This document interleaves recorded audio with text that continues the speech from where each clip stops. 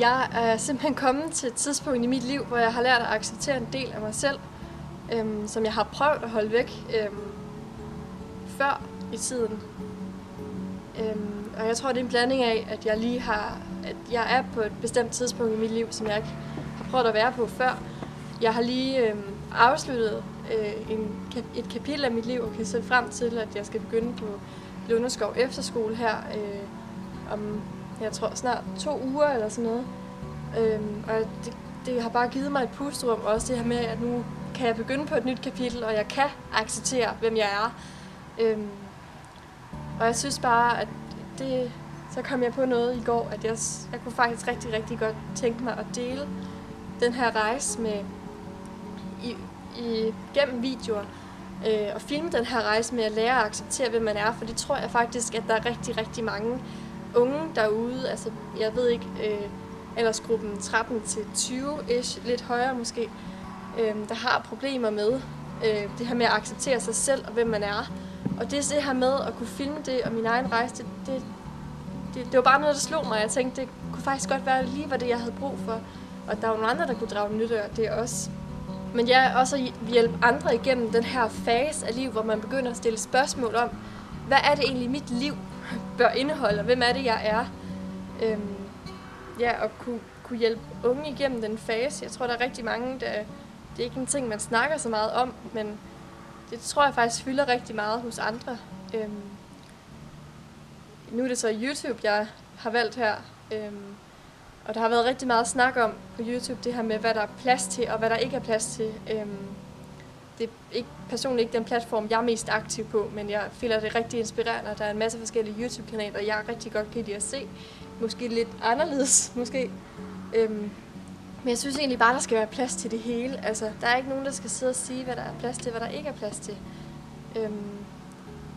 Og hvor andre måske har valgt at lave nogle make-up-videoer og tøj, hvilket jeg også er helt vild med selv, ikke? Og så er det måske ikke det, jeg ser, der kommer til at være på den her kanal. Det skal jeg ikke kunne sige. Det kan sagtens være, det ender ud i noget mode eller et eller andet, I don't know.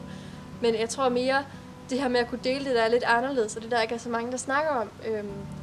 For mig er det for eksempel sådan noget som astrologi, som jeg går rigtig meget op i. Men det der hjælper en på vej til at acceptere, hvem man selv er, og de her forskellige faktorer, der kan spille ind. Fordi det er jo noget, jeg rigtig godt kunne tænke mig at dele med jer også. Altså, nu er jeg for eksempel selv veganer, og kunne lave noget rigtig lækkert mad, og vise jer, hvordan det er, at man egentlig også kan acceptere sig selv indenfor og ud, fordi altså, det er sgu bare vigtigt. Og det er nok det, jeg kommer til at se på den her kanal allermest, det her med nogle lidt anderledes videoer, og nogle tabuemner, der bliver snakket om, og det her med guidning gennem det her med at være ung, og hvad det vil sige, og hvad det vil indebære, og hvad nogen måske synes, det ikke bør indebære. Det kunne jeg rigtig godt se, at der er plads til her i det forum, jeg kommer til at skabe. Der har også været rigtig meget at snakke om det her med frihed. Og det her med, at der er mange, der mener, at man først når at opleve frihed i en meget, meget sen alder, som gammel, når man har levet hele livet, og man bliver pensioneret, og at man ikke har noget at skjule mere. At der er nogen, der mener, at det er frihed, man oplever der. Hvis vi nu i en tidlig alder tør rive os fri fra de her normer, og tør tillade, hvem man selv er, så tror jeg, at man vil i en meget, meget tidlig alder kunne nå at opleve det her frihed, som jeg tror er en sindstilstand,